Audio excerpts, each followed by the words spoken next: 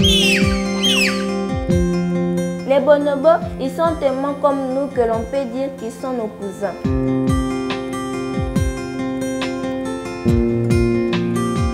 Ils vivent seulement en République démocratique du Congo et sont congolais, comme moi. Ils nous ressemblent, font le même geste et ont des sentiments comme nous, les humains.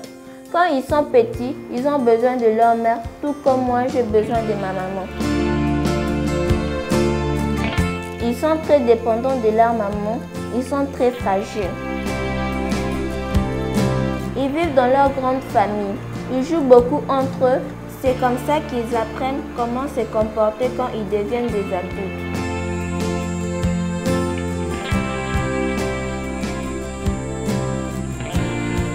C'est difficile pour eux de vivre sans leur famille, c'est même presque impossible. Mais nous les humains, nous faisons du mal aux bonobos. Nous les chassons pour leur viande, la viande de nos cousins. Nous détruisons leur maison, qui est la forêt congolaise. En plus, nous vendons leurs orphelins. Le bébé dont nous avons tué la maman, nous le vendons comme animaux de compagnie au marché.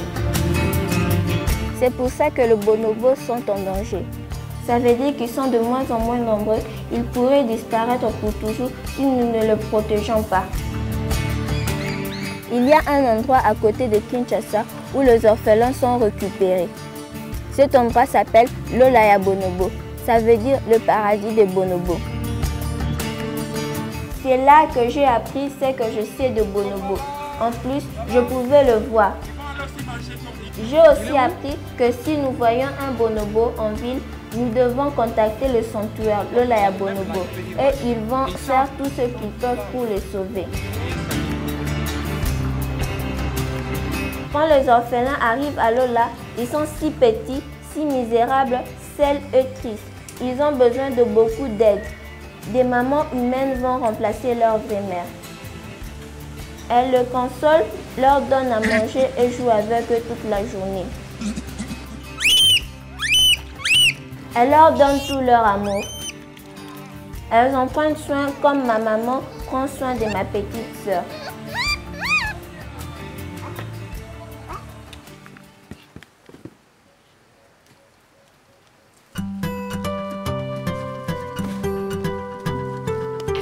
Quand les petits bonobos deviendront plus grands, ils pourront rejoindre le bonobo adulte dans la forêt de l'Olaya Bonobo.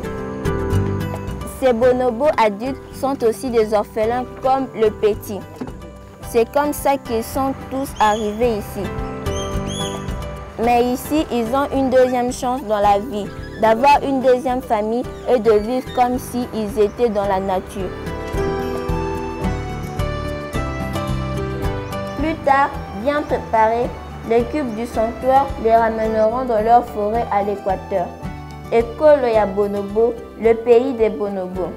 Après avoir visité l'Olaya Bonobo, j'ai dit à ma maman que je ne voulais plus jamais manger de viande de bonobo, ni même de la viande de brousse. Parce que le trafic de viande de brousse détruit la maison de bonobo, la forêt. J'ai aussi appris que manger de la viande de brousse peut être dangereux parce que l'on ne sait pas si les animaux ont des maladies qu'on peut attraper en le mangeant. Je veux que le bonobo vive dans notre forêt congolaise et qu'ils soient heureux avec leur famille. Je ne veux pas que notre cousin congolais disparaisse. Je suis fière d'eux. On ne le trouve que chez nous. Les bonobos sont 100% congolais.